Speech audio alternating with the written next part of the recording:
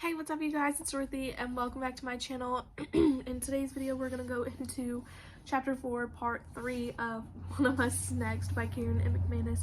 This chapter was a really long chapter, so that is why it was broken up into 3 separate parts. But yeah, let's get right into this video. This video may contain sensitive topics and foul language. If you do not wish to continue, please click off the video now.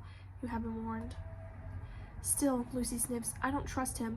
He has that same distinguished loner vibe that Simon had. Simon didn't have a... I start, but I'm interrupted by a booming voice behind us calling out, What's up, Phoebe? We all turn and Knox lets out a muted when we see Sean Murdoch leaning back in his chair, his thick torso twisted in the direction of Phoebe's table. Sean is Brendan Weber's most asshole-ish friend, which is really saying something. He used to call me Dead Girl Walking freshman year, and I'm pretty sure he still doesn't know my actual name. Phoebe doesn't answer, and Sean pushes his chair away from his table with a loud scraping noise. I didn't know you and Emma were so close, he calls over the chattering buzz of the cafeteria. If you're looking for a new guy to share, I volunteer my services. His friend starts snickering, and Sean raises his voice another notch. You can take turns or double team me. I'm good either way. Monica Hill, one of the junior girls who's always hanging around with Sean and Brennan, gasps loudly, and she slaps Sean on his arm, but more like she's trying to egg him on and stop him. As for Brennan, he's laughing harder than anyone else at the table. In your dreams, bro, he says, not even glancing in Phoebe's direction. Don't be greedy just 'cause you're hitting that, Sean says. That's plenty of lot and love to go around. Right, Phoebe? Twice as nice. Sharing is caring. He's cackling now. Listen to me, Bran. I'm a poet and I know it. It's too quiet suddenly, the kind of silence that only happens when everyone in the room is focused on the same thing.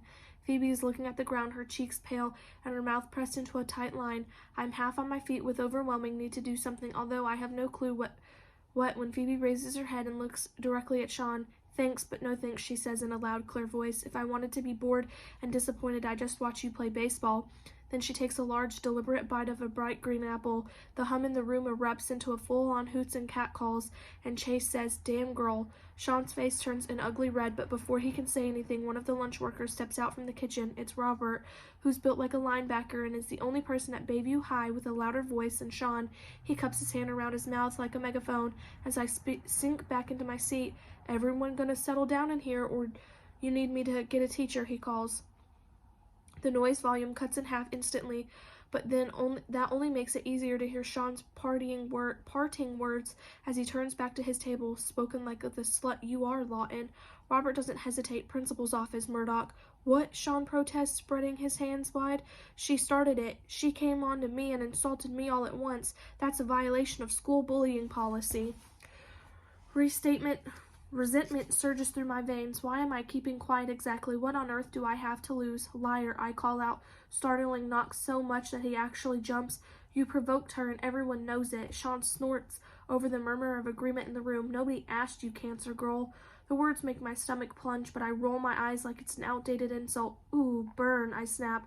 Robert folds his tattooed arms and takes a few steps forward. Rumor has it that he used to work in a prison kitchen, which is pretty solid job training for what he does now. In fact, it's probably why he was hired. Principal Gupta learned at least a few things from last year. Principal's office, Murdoch, he growls. You can go on your own or I can take you. I promise you will not like it. This time I can hear whatever Sean mutters under his breath as he gets to his feet. He shoots Phoebe a death glare as he passes her table, and she gives it right back. But once he's gone, her face just sort of crumbles. Someone's getting detention, Chase calls in a sing-song voice. Try not to die, Murdoch. I suck in a breath, and he grimaces apologetically. Too soon? The bell rings, and we start getting our things together. A few tables over, Jules takes Phoebe's tray and whispers something in her ear. Phoebe nods and loops her backpack over her shoulder. She heads for the door, pausing beside our table to let a knot of sophomore girls push through the narrow space between chairs. They all look back at her and burst into muted laughter. I touch Phoebe's arm. Are you all right, I ask. She looks up, but before she can answer, I spot Lucy approaching from her other side. You shouldn't have to put up with that, Phoebe, Lucy says. And for a second I almost like her. Then she gets that self-righteous look on her face again. Maybe you should tell Principal Gupta what's going on. I'm beginning to think the school would be better off if nobody had a phone in the first Phoebe whips around in her direction, eyes blazing. Lucy gasps but stumbles backwards because she's overdramatic like that. Although Phoebe does look poised for an attack, and when she speaks, her voice is ice cold. Don't you dare. That is the end of chapter 4. I will see you guys in the next video. Bye!